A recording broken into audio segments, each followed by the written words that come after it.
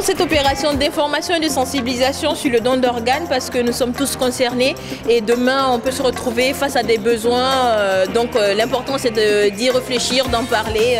Pensez-y au don d'organes. Alors moi ce qui m'a motivé en fait c'est j'avais vu le reportage d'une petite fille qui était en attente de greffe qui s'appelle Mathilde et heureusement qui a été greffée et je pense que c'est une vie après la mort.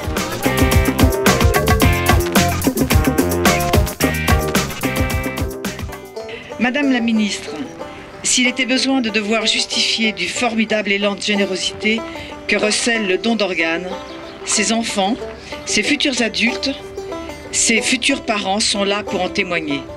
La vraie vie a repris le dessus. Chacun de nous peut sauver des vies. En cette journée mondiale du don d'organes, je souhaiterais que l'hommage rendu aux donneurs ici chaque année au Sénat par la Fondation Greffe de Vie s'étende comme remerciement aux donneurs de toutes les formes de dons. Je compare très souvent ce don à une naissance parce que j'ai pas encore eu la chance d'être maman, mais en tout cas j'ai eu la chance de donner la vie à quelqu'un. Plus de 14 000 de nos concitoyens sont en attente de greffe et seulement plus d'un tiers pourra en bénéficier. 222 personnes sont décédées en 2008 faute d'avoir pu être greffées à temps.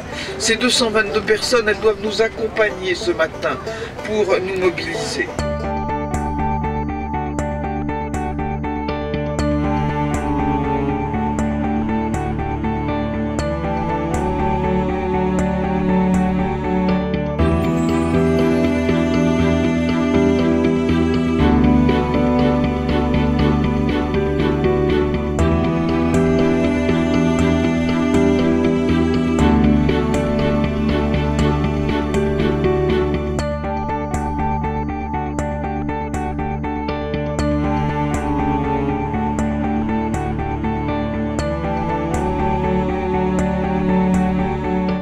Si actuellement on constate qu'il y a des demandeurs qui n'ont pas la possibilité d'avoir accès, c'est simplement parce que la publicité de cette loi n'est pas suffisante au niveau de la population.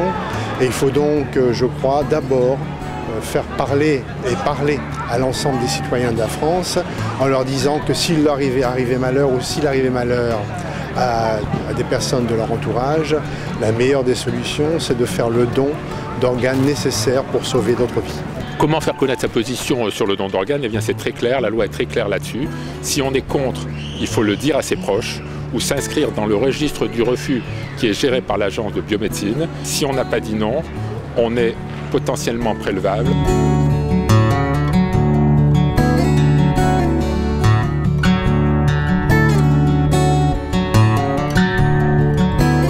Au jour d'aujourd'hui, au terme de 7 années de combat de l'association Lorette Fugain, on s'aperçoit qu'en définitive les gens ont entendu parler du combat, ont entendu parler du don de sang, de plaquettes, de moelle osseuse et du don d'organes.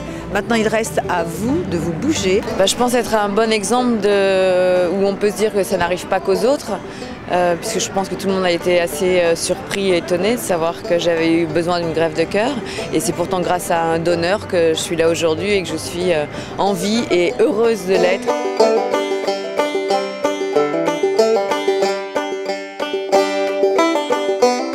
Dans une société qui cherche ses valeurs, il n'y a pas de meilleure façon de s'enrichir que de donner. Donner son sang, ses plaquettes, sa moelle osseuse, dire à ses proches qu'on est décidé à pouvoir donner ses organes. Donner, c'est la plus belle chose qu'on peut faire dans notre vie.